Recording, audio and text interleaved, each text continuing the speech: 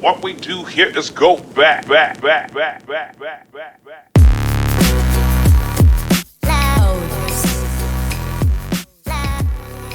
All right, MYB, thank you so much for coming back to us here for episode number 130, Champion on the Minding Your Business podcast, entrepreneurship, real estate, trending news. There's no business like minding your own. We are brought to you, empowered as always, by the Binge Podcast Network, the Binge.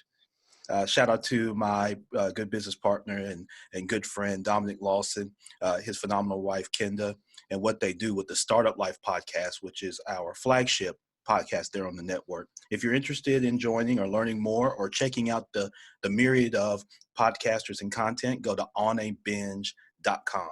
That's onabinge.com.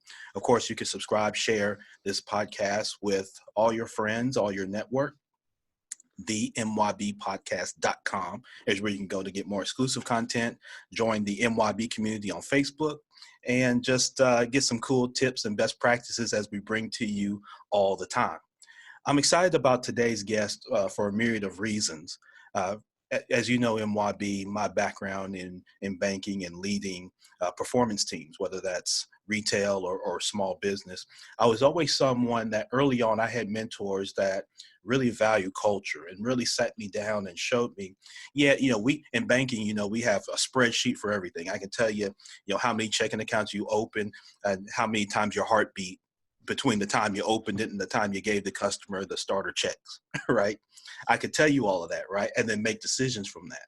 What I couldn't do is determine how a person fit in the right role and the culture that was developed, particularly when I'm not around, right? That's the key thing. That's what I learned as stumbling blocks early in my walk. I came from a producer role into leadership.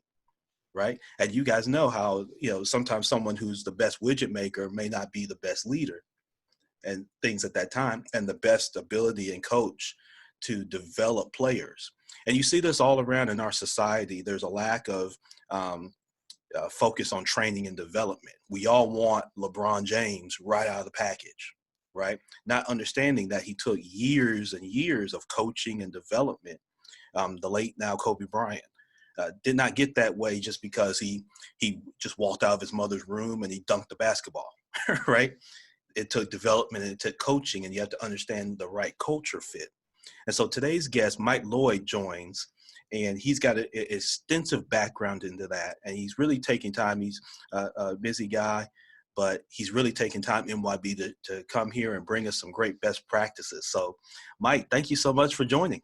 Thanks for having me. I appreciate it. Also, I got to know, where did your nickname come from? Because I think Champ is fantastic. Yeah. Well, quick story. So I was born in 1981, January 19th. The Super Bowl was the Oakland Raiders and the Philadelphia Eagles that year. I think it was Ron Jaworski was the quarterback for the Eagles. My dad held me. This is a story now. Of course, I can't verify this. I was a little too young to verify. But his story, which has remained the same over the years, was that he nicknamed me Champ while watching that Super Bowl because although I was roughly about a week old, Mike, I didn't go to sleep. I didn't want any milk or anything. I sat and watched the Super Bowl with him. And so he nicknamed me Champ, and that stuck ever since. Nice. Now, my mom says, wait a minute now. Really? Our 1-year-old son sat and watched the 2-hour Super Bowl. But according to him, I did, right? And so he nicknamed me Champ from the championship of someone winning the Super Bowl. And so the Super Bowl has always had a kind of near and dear place in my heart from that, my first time watching with him. Although, of course, I have no recollection of what took place or anything. But the fact that I didn't sleep for those 2 hours or so to watch the game would have been pretty phenomenal. So That's where it came from. And so Then I've merged it obviously with my name, Champion. It's got the closeness to Ron. Mm-hmm. And so, I've branded myself personally as Champ Ron. And a champion to me, Mike, is someone that when they get knocked down, they're able to get up. We always refer to the champion as just someone who holds the trophy and wins. But the thing is, anybody can be a champion. Yeah. Everybody can't be Superman, right? Everybody's not from Krypton that their dad sends them to Earth and their cells drink up yellow sunlight and they have all these powers, right? And you're trying to figure it out. Everybody can't be a deity, but we all can be champions. And so Yep. that's what I share with teams, and that's what I share with people. That's awesome. Yeah. Cool. Well, So, thanks for sharing that with me. no, I appreciate you asking. That's really cool. So let's dig in, Mike. Tell us, who is Mike Lloyd, and how do you get to a point where you're doing what you're doing? And just to set the stage, in my understanding and looking at your background, Mike, you're someone that you have a mission of kind of helping business leaders formulate their mindset around how to inspire and influence the best performance out of their teams. Yeah, that's it. Yeah. So tell us, who is Mike Lloyd?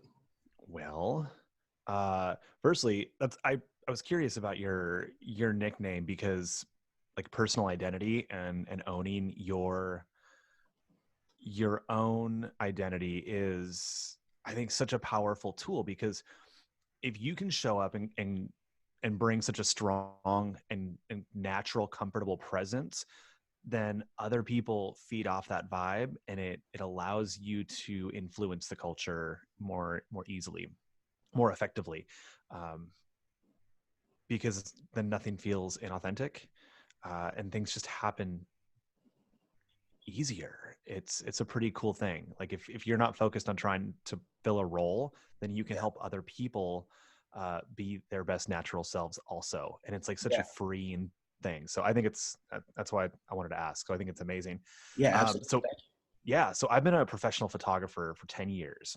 And in doing that, some of the skills that I learned that I got really good at were getting people comfortable in front of a camera who did not want to be in front of a camera, either in the corporate setting for headshots or business marketing materials. I did a lot of commercial work. I also shot a lot of boudoir, and as a straight dude shooting boudoir photography, which is like, sexy women in underwear photos. Right. I had to be really good at creating a comfortable environment where somebody could come in where they were unsure about what was going to happen, because 99% of my clients had never done anything like that before. Right. And I had to be able to basically create that culture of comfort and empowerment, and you're good enough and you can do this and you deserve this amazing experience, and just put people at ease and then guide them through this process. So then when I started working with more and more corporate clients, I'd go in and like, I really want to take effective photos for you. I want you to make your money back. So what are you going to do with the photos? What is your brand voice? Who are you talking to? Like, how do we make the most effective set of images possible? Well, I found out a lot of people didn't know any of that stuff. They didn't have a brand voice. They didn't have a mission. There was no overall theme within their organization that they could display visually. And it wasn't just they hadn't like come up with a plan yet, they'd never even set the foundation. Oh wow. So that and then like I want to get customers like actual words to use in the marketing materials that we're going to set up with these images or with these videos, because when you speak the client's language, they respond more to everything that you create. And it's like the marketing teams were siloed from the sales teams. I'm like, okay, well, what if we go and we talk to the engineers? And it's like, oh, we don't talk to the engineers. Like, well, they're the guys that like make your stuff. So right. why we need to get everybody involved. And like for me to do this marketing stuff, I'm sure they had no idea what they were getting into when they hired me. I was taking the same practice of going in, allowing people to feel comfortable and to speak on what they were an expert in and own that experience and that knowledge that they didn't feel comfortable speaking up about before, to get everyone's input. And then the magic we were creating was just phenomenal. So it got to the point where last year, 2019, I realized like I'm doing probably more consulting than shooting at this point. And I wanted to make the pivot, because I love photography. I love the empowerment that I can give to my clients, but I can also help a lot more people achieve that same feeling. I can scale it with consulting. And so I decided to close up my photography studio last year, which after 10 years of running that business, It wasn't easy, but Wow, I bet it it wasn't. wasn't a failure. It was a pivot, and Sure. that made it okay. So here we are. Now I Yeah. consult businesses on this stuff, and I learned it by taking pictures.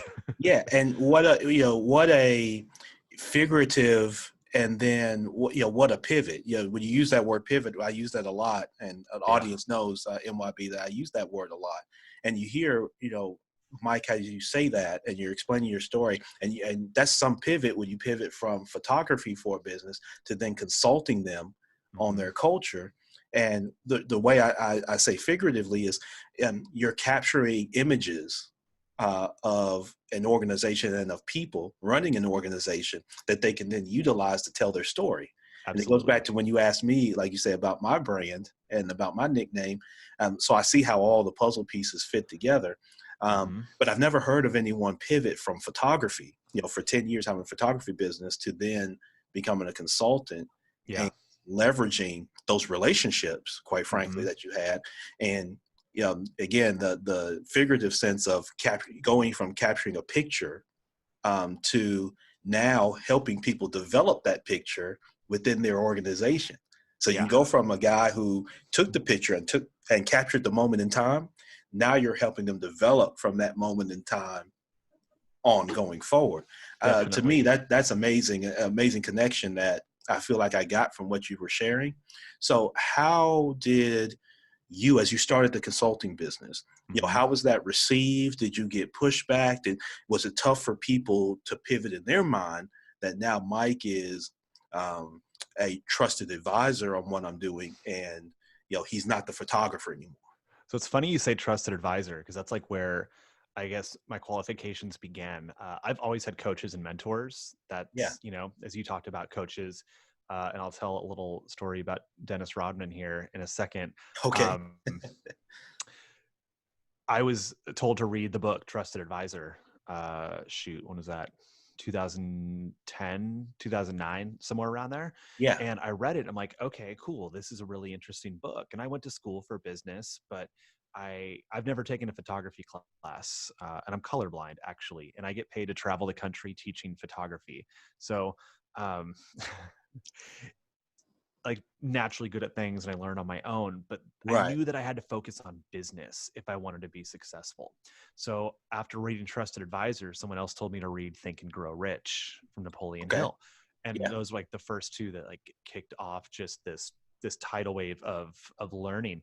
And I don't know how many, a couple hundred business books and probably hundreds and hundreds of hours of podcast and conferences and coaching and mentorships over the last, I guess that'd be 11 years since I really kicked that off.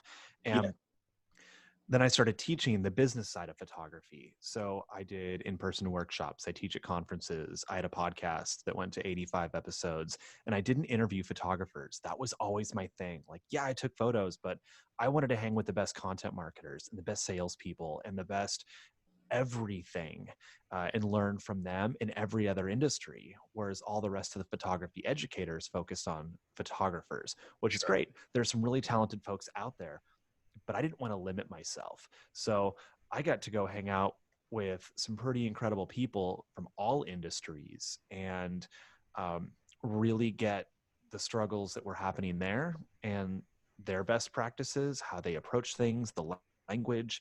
Um, so I had a pretty broad set of experiences, um, in mentorship and counsel coming into this.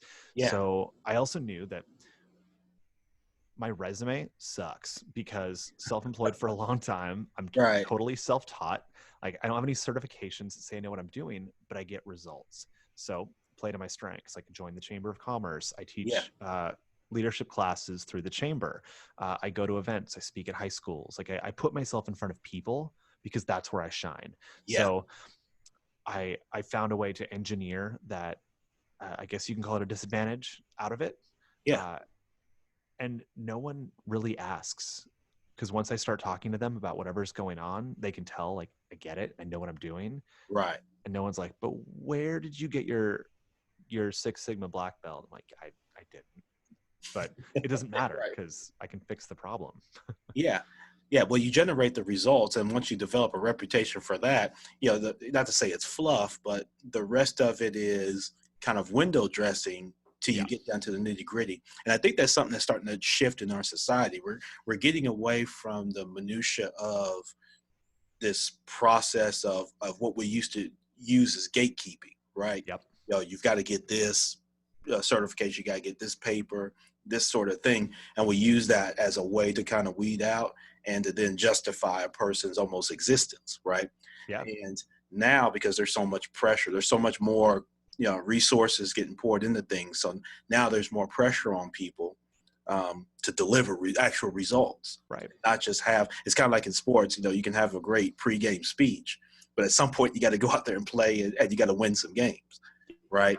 And, some people have all the credentials and, things like that. But again, have they won games? Right. Right. And so, And yeah, no, some of the most talented people in your company might have never taken a class in something, but they've been passionate about it their whole life and they studied on their own. And when you need to fill those roles within an organization, if you just put things on the HR website and source from from outside the company, you could be missing out on a huge opportunity to move somebody internally to a position that they really wanted or that they're going to shine at. And I think it's just that it's not overlooking, but it's choosing what your new standards are for validating someone's ability. sure. Yeah, no, and I think that's a great way. And so it leads me to, because you mentioned about like HR and that sort of thing, Mm-hmm. Mike, when I think of like, I hear from people all the time that, they apply for jobs and you got to go through the ATS tracking systems and all these systems that are designed, they're supposed to, I guess, help people go through, mountains of resumes and kind of narrow down who's going to be potentially the best fit and kind of blah, Right. blah, blah. I think the challenge with that is a lot of great people get missed out because now you're relying on a computer to tell you who's going to be the best fit versus your own interaction and Right. that sort of thing. So can you talk about that? Is that something that you help organizations maybe get through? Is because, you hear all the time companies say, we can't get the talent, right? And then you got Yeah. people out there saying, I'm talent, Yep. right? But I don't look like what you've written the job description out to be, that I've got to be this decorated officer, right? Right. I'm just someone who's been in combat, right? Right. So I know what that is. So it's not theory for me, it's application. But because I don't have the theory, and I don't have that say that I've learned the theory of it, you overlook me. But Right. I'm battle tested. Is that Yeah. something you see in organizations and help? Totally. And on a side note, maybe you do have the theory, but you just didn't word it properly on your resume, Yeah. and you're going to get overlooked Right. anyway. I hate the Right. whole Right. system. Like, I get it, but it's stupid. So one of the things I helped a company with last year, they were recruiting folks and they offered someone a job and they came in to check the place out, and then they declined because they didn't, they did research on the company and it didn't feel like a family environment. And they wanted a company that, despite being 1,000 people, still felt like a family business. And the funny thing was, like, it definitely had the family business feel. They just couldn't tell from researching it. So I helped them launch their social media presence. Okay. And there were a couple different strategies for that, but one of them was to aid in the recruitment process. And I got tons of flack from leadership because it's one of those things you can't measure. Right. You just know when it's working, that it's working, and you're like, cool, we don't have to, give attribution down to the dollar for this thing. Right. It's just working. So with the social media presence, we did just Facebook and Instagram. And we showcased employees, and we showcased events, and we showcased charity functions, because with 1,000 people, it was part of the culture that whenever you're going to go, volunteer at something, post it or send out emails or hang a flyer on your desk, something, and other people will sign up. And then suddenly there's 20 people from this company in company swag that are, serving soup on Christmas and doing like firefighter fundraisers and all kinds of really amazing things. well, we can put those photos on there, and let's find out who the talented folks are in each different department who have cool hobbies, and let's welcome every single new hire with like a fun facts and questionnaire, get to know your team. And we made it all about the people and the culture, uh, and the culture was never really like purposefully shown in any way, but it's like, cool, well, it's sort of already here, so how can we enhance it now and like make it a thing that everyone knows that we can focus on? And people started just showing up, and they're like, hey, I want a job with you. And Yeah. they're like, do you want a tour? Do you want to meet people? They're like, no, we already know what you stand for and what kind of culture you have. I want to work there. And Yeah. that like eliminated their recruiting process. It was Yeah. amazing. Yeah. Exactly. And And yeah, go ahead. um, a side effect of that is that all the people in the company, like I would go out and photograph, some of the shop technicians working. And then a week later, I'd go back out there to like just say hey to everybody. And they're like, man, those photos you posted of me were so cool. I'm like getting goosebumps right now. The kid, my kids got to see what their dad does at Right. work, and I've never been able to show them. Like, how cool is that for them that now they can share with their friends and family what they do at work because they're proud of what they do, and they never had a way to do that before. Um, so they were more excited about what they were doing and knew that if they did something cool or worked hard, they'd be recognized publicly, and then they wanted to work harder and they felt better about their job, and they're less likely to leave because they're in an environment that supports them and appreciates them. Yeah. Oh, it's amazing. It just builds. Yeah, I mean that's just that's an incredible thing, and I wish that could be replicated amongst many companies. And I think if you're a company, you're a small business, or if you're a major business and you happen to be listening to this podcast episode, I think you should communicate with Mike on how to replicate that in your organization, because that's going to be Yep. critical. I think going forward, what you just described, that story, Mike, is going to be so critical across our entire landscape here over the next 5, 10, 15, 20 years as our environment continues to evolve, as, like you say, the mindset and what people Mhm. use to now measure and validate what's authentic. Right. And that changing of that mindset sometimes can be slow, depending on the leadership and the culture, of course. Yeah. And so it sounds like you were around a culture that was at least receptive to, that more evolved kind of way of thinking from Yeah. the past. And so Somewhere. yes, oh yeah, exactly. Yeah. So let me ask you that. So that takes me down the path. For those that were, compare and contrast those that were and those that weren't in terms of their reception to it. Right. So I I really feel it came from how they got to their position. Yeah. So some of the people that started as like field technicians and then got promoted and worked their way up had a different mindset than folks who came through management roles most of their career. Yeah. Um, and I guess also maybe the experiences they'd had before, because they brought Sure. somebody in before me to try some of those things and they didn't work. But that person didn't have, they didn't bring the same set of tools Sure. to the office when I got there. So um, a lot of it was how I presented it. And so I had to present my suggestions in different ways to different people. So Yeah. like some of the executives I'd meet with, they're like, hey, this is the problem. What do you got? I'm like, cool, let's do an offsite. You and I can hash out a quick outline over a couple of emails, and then I'll lead part of it, and then you lead part of it, and we'll go from there. And that was really successful and helped bringing one of their teams together, because they've been growing a department with these new teams. They'd never had anything like this before in the company, and people were like doing each other's jobs and like stepping on toes, and it was creating hostility in Yeah. just their small team. So we went and I led an offsite, found a cool location. That it, there's a cool place called Club Auto Sport here in Silicon Valley, and Yeah. it was originally a place for people to store all of their extra cars, like their Ferrari collection and whatnot. And it's turned into sort of an event space based around that, but all the cars and stuff are still there. So it's still Wow. an active storage place. So all these engineers were like, get to walk around and see all these really cool race cars, you know, like that put them in the mood, like inspired them already. So as soon as they walked in the door, like, cool, we got momentum going.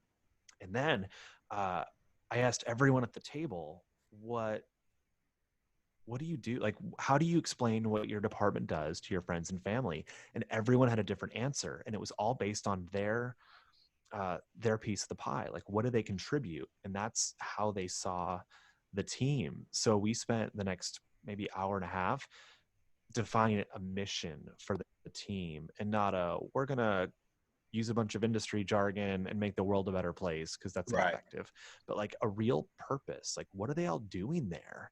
And you could just see a change in everyone's eyes, even in such a short amount of time. And it's like, cool, you're all here to do something bigger than just your role. So then we went around the room, and instead of saying what each person does and how they contribute, I had everyone stand up, and the rest of the team would say, what does support look like from that person?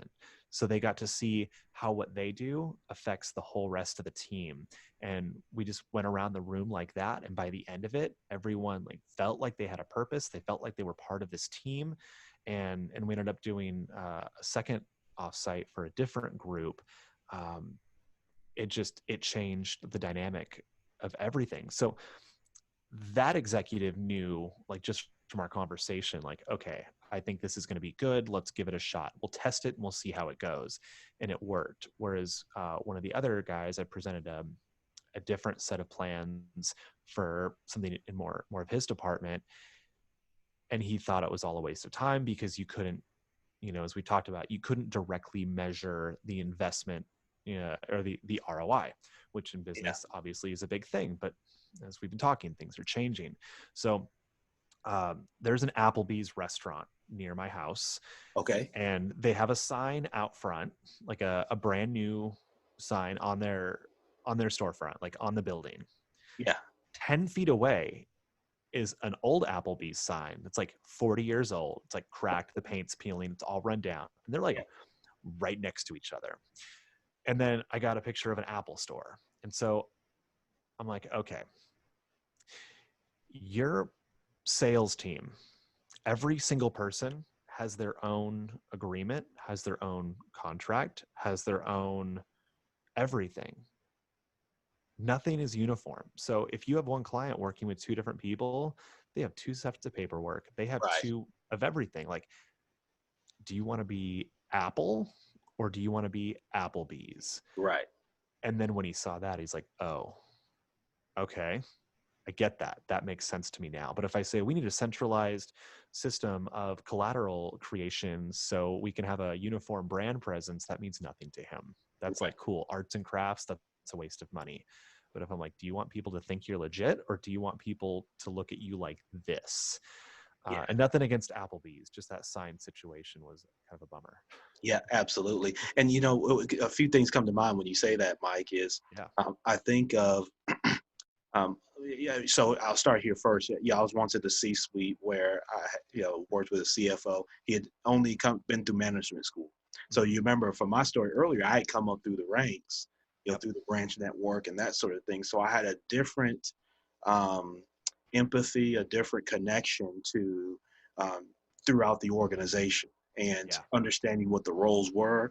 I understand what they entailed, because I had done them before.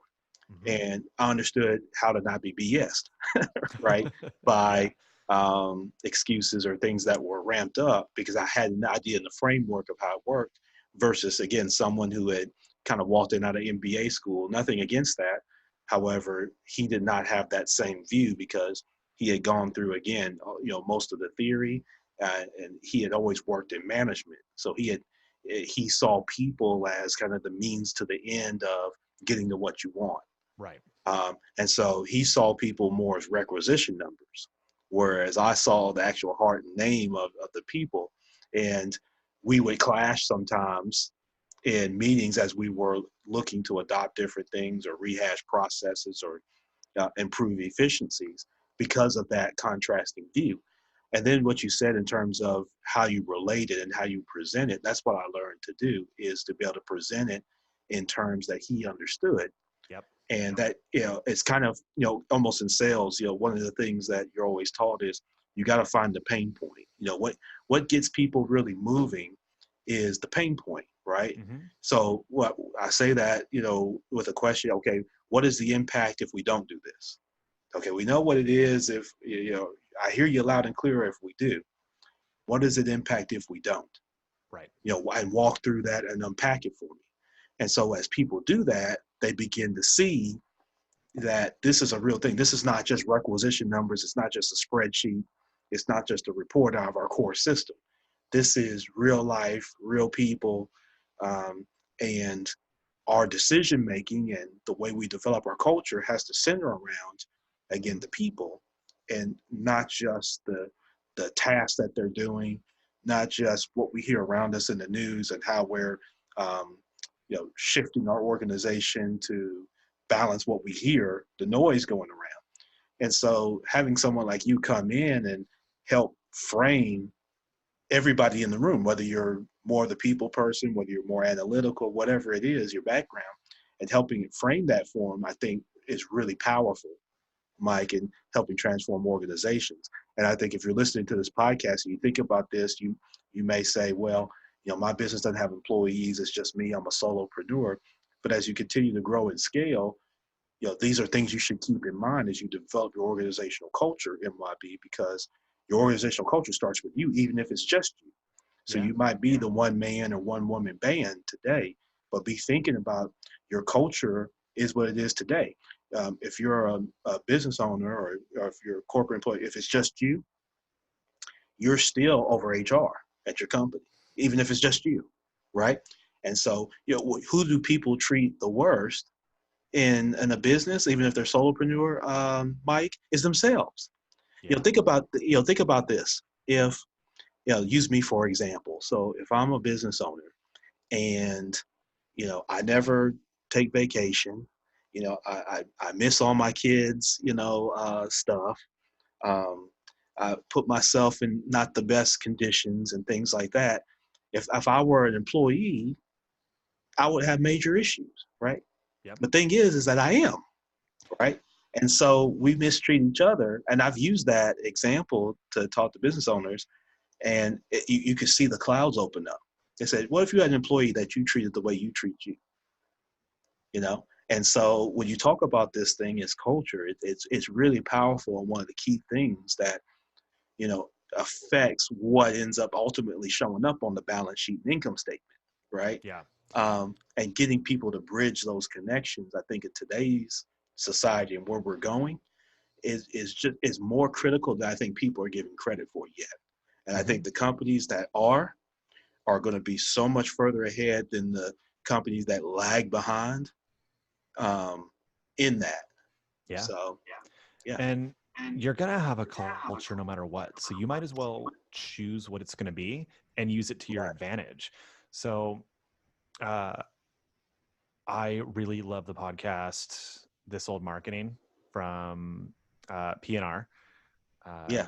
Joe Polizzi and Rob Rose. And I was just listening to one of their episodes. They're talking about the difference between a cause and a purpose. And they use Nike for an example. So Nike's purpose is to elevate athletes and athletics.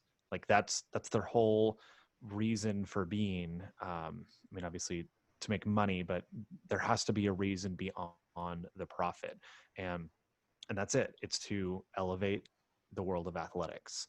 And a cause is something like last July with the Colin Kaepernick commercial about standing up for something, even if it means giving up everything. Right. So, I mean, that's the thing. Obviously, it alienates some people and it attracts some people, but that's their brand and that's their culture and that's what they've chose. And their stock price exploded after, like in a good way, after that happened. Exactly. Whereas when they tried to release the Betsy Ross tribute shoe, that has nothing to do with their purpose and it totally backfired and they ended up pulling it from shelves. which was a huge loss for them. Sure.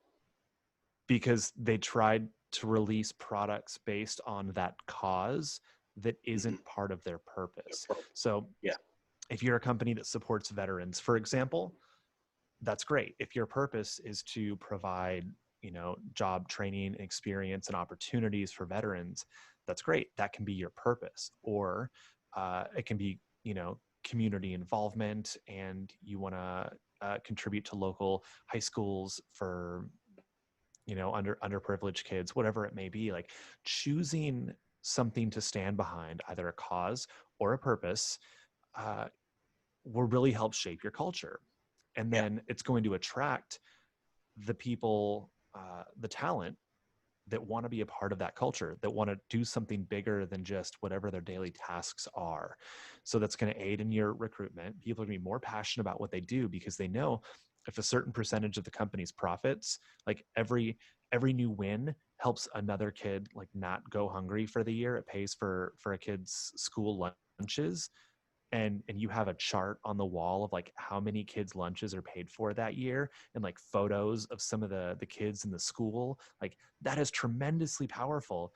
And it's so simple, and it'll motivate your teams to work harder. And it's intrinsic. It's not, they're not rewarded financially. You don't have to pay them more. You don't have to promote them more.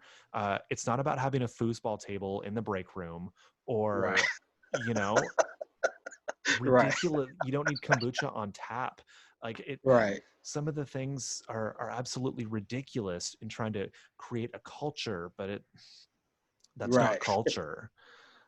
Yeah, So these tools, it's like you can't measure attribution with them. I'm just like, yeah, I get so fired up about this. Like they yeah, help every aspect of the business, but you right. can't directly measure it. You just know when it's working. And it's just magic when it does. And the ROI is, to me, it's an absolute no-brainer.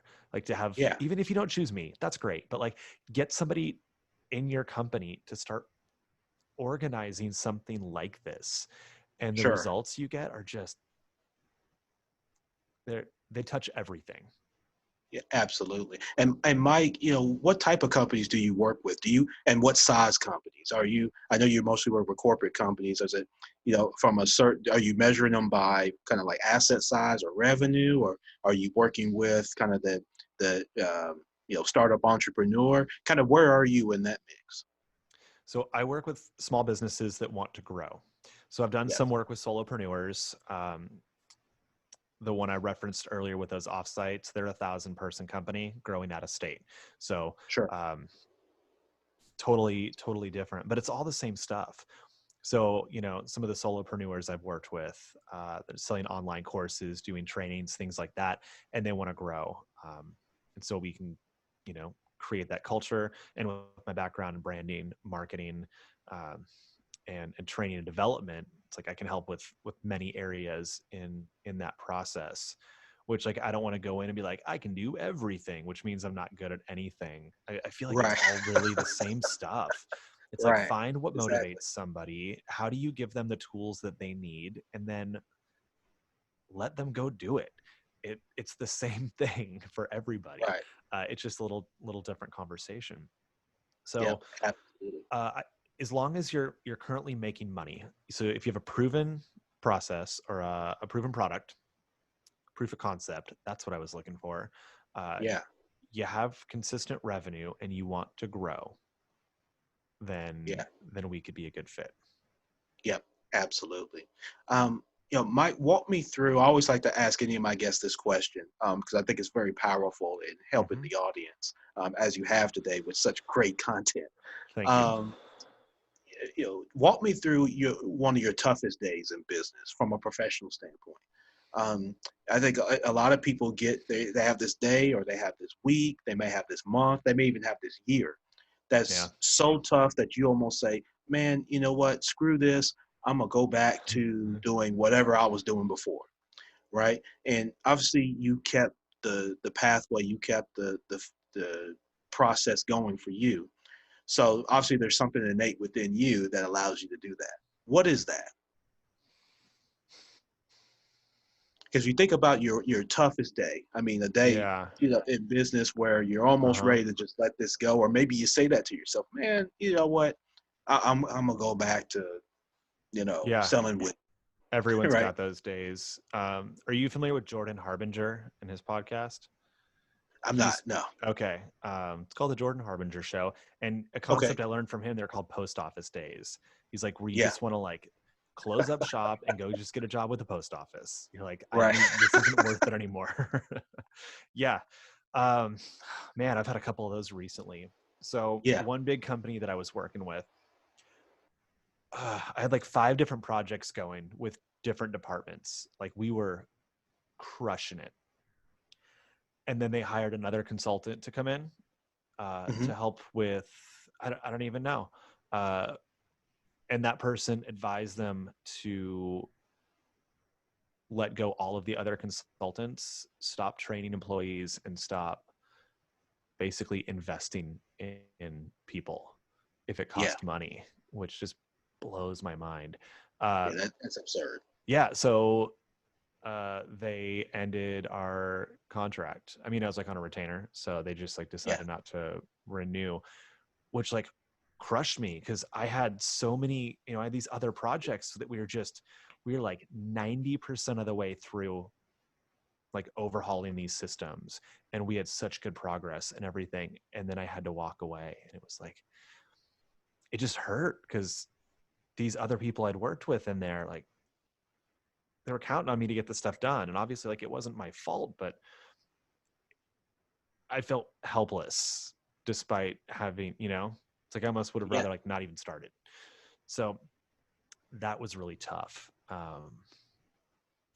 to get through. But it's like, Yeah. I know I did bring value when I was there, and hopefully things change in that company and I get to come back and finish what I started, or at least I set them up to be able to finish it on their own, which I'd be okay with too. I wanted them to have these new initiatives completed so that they can reap the benefits after all Yeah. the resources we put into it.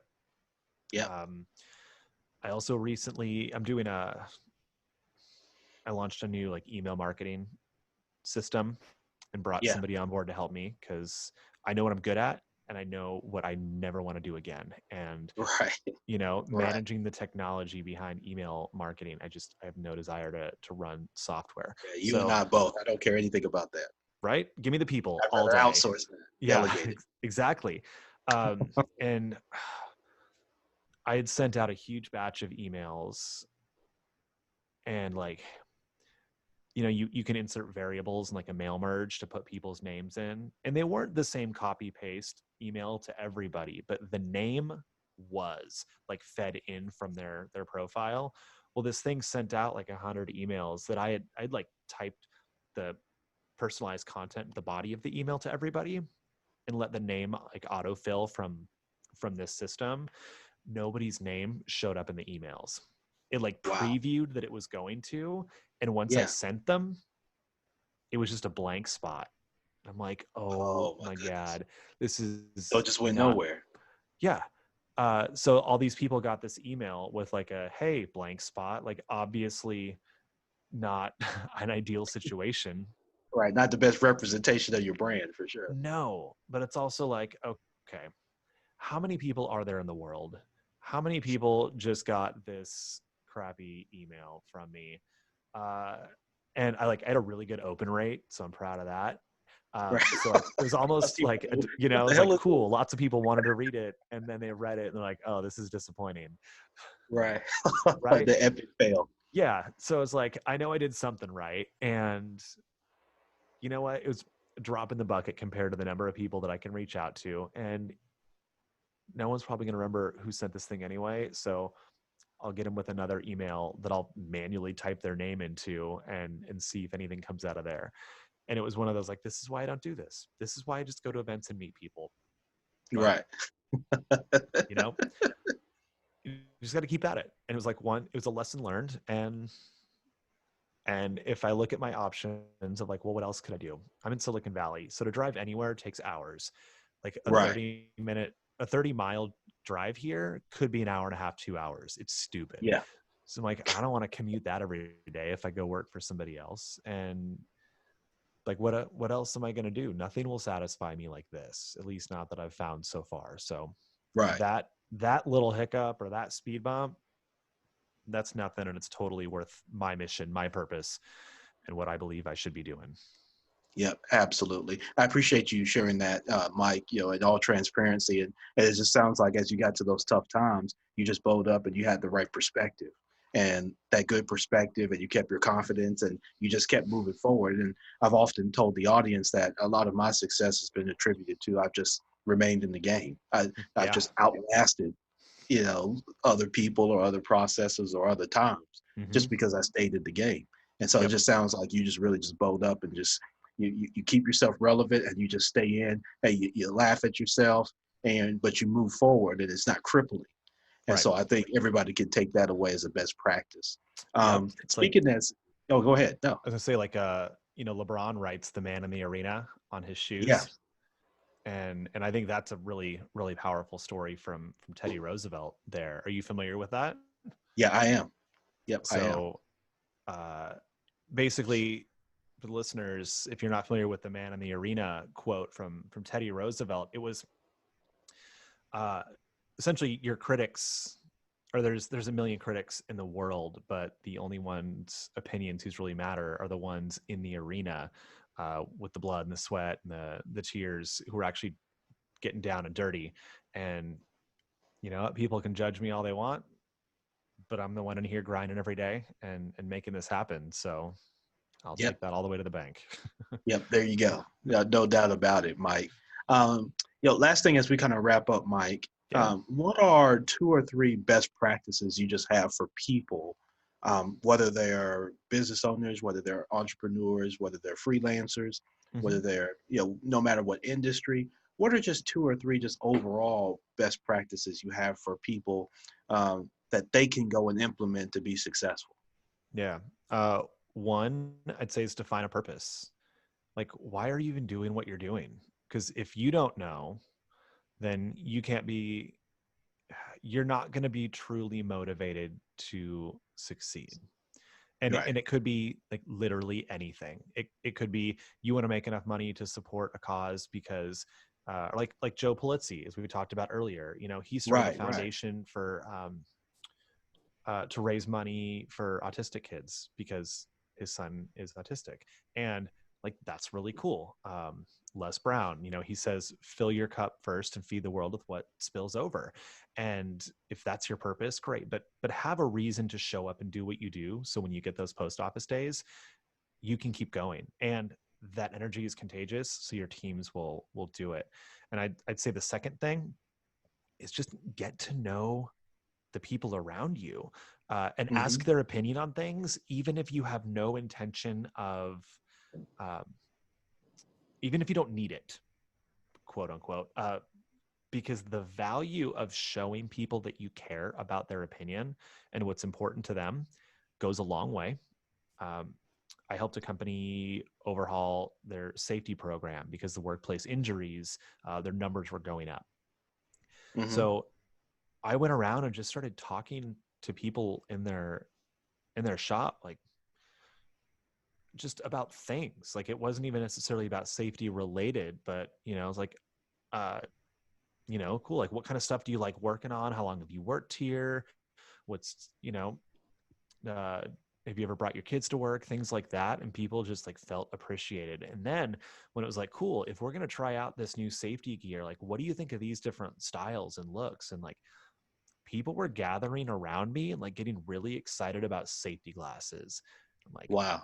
that's a win, right? Like, safety glasses, that's the whole problem, is people aren't wearing their stuff. And now, like, wait, Yeah. I can have them in camouflage. Well, yeah, I'll totally wear camouflage ones. That's really cool. And as I was walking around, people were like thanking me and shaking my hand for just asking. So how much easier is it going to be for me to affect those safety numbers if people, like, if I'm not just some consultant coming in and like dishing out new protocols, but if I'm actually engaging with them, uh, Right. and maybe it has nothing to do with the safety glasses, maybe the ventilation sucks in there and everything, the glasses fog up, and it doesn't matter what glasses we get. Like, cool. Well, I would not have known that because I don't wear safety glasses to work. So having those conversations, and it might have took, 10 different people before somebody mentioned that. I'm like, okay, that might be something. Then I can go back and ask others like, hey, do your glasses fog up all the time? They're like, yeah, that's why I hate wearing them. I'm like, oh, okay, cool. Well, now it's on a safety glasses issue. Now it's an HVAC issue. How do we fix Right. that? Right. I would never have known that if I didn't just talk to the people. Yeah, exactly. And so, finding your purpose and talking and interacting and networking with the people and creating this ecosystem, even around yourself with what you're doing, I think are two things that are really critical, whether you're starting out or you kind of been in the game for some time. If you're running into a rough patch, or even if things are going well, look to adopt those two things. Get back to your purpose, find your motivation. And I think it's something you've got to understand and be able to concisely articulate. Yep. And as you grow your company, MYB, that's going to be the fruit that arises from those seeds that you plant. And it's reminding yourself constantly of your purpose, even when things are going really well. Some of you have things that are going phenomenal. You've gotten off to a great start in 2020 and things are just blowing and going. Don't forget your purpose. Yeah. If 2020 has been off to a slow start for you, it's not going the way that you like, stay in the game, know your purpose. And in both cases, network and communicate and collaborate with the people that are around you that are like-minded and that are going in the direction that you're going and want to continue to go. Yeah. So, Mike, that's phenomenal best practice sharing, man. Listen, thank you so much, man, for taking time out. I know you're busy here on a Thursday. One last thing, how can people get in touch with you? People who have maybe additional questions, people who may want to refer you opportunities, someone that's in an organization that says, hey, we need a guy like that on our team. Yeah. So MikeLloydCoaching.com is the website, and you can either apply to work with me there. My phone number and email are on there. It's just Mike@MikeLloydCoaching.com.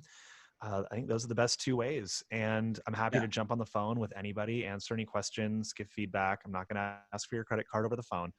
It's not a sales call. Like I'm like legit here to like talk with you, see what's going on. And, I offer a 30-minute strategy session, and it's exactly that. So I'll get to know a little bit more about you, about your company, whether it's you alone or it's you and 1,000 of your closest coworkers. And, we'll get to the root of maybe one of the problems you got going on. I'll give you some suggestions on strategies to get around that. If you want to work with me, great. If not, that's cool too. I'm just happy to provide value, and for a good fit, then great. And if I know somebody else who's a better fit, then I'm happy to connect you to. Yeah, absolutely. And so Mike Lloyd, is it MikeLloydCoaching.com? Correct. Yeah. Yep. So MikeLloydCoaching.com, MYB. Make sure you go today. Shoot Mike a message. Let him know that you heard him here on the Minding Your Business podcast. Let him know that, and so he'll know where you were sourced from, and connect with him. As he mentioned in his last best practice, again, it's connecting with people.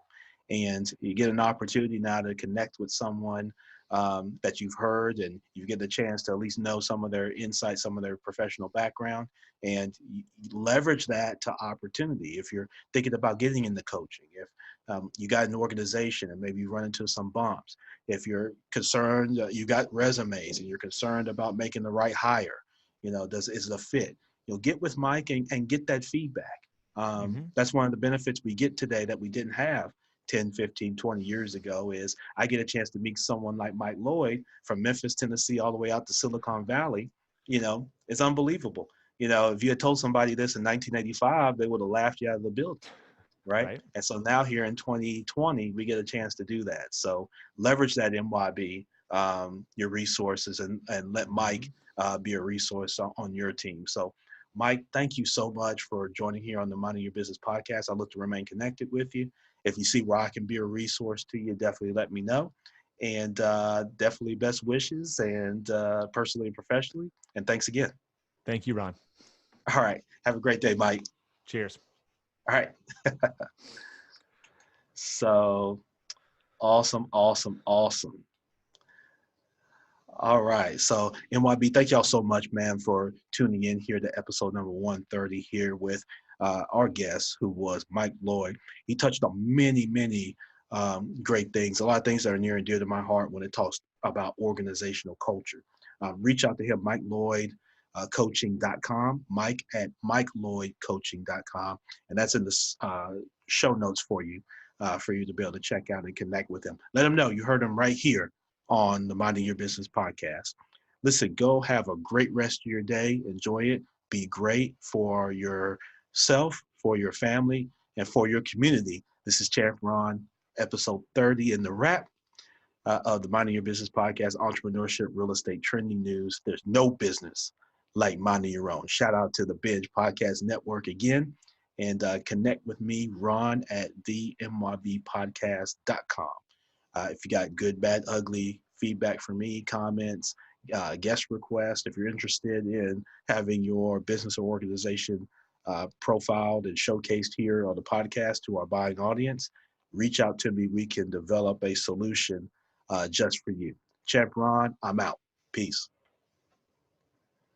What we do here is go back.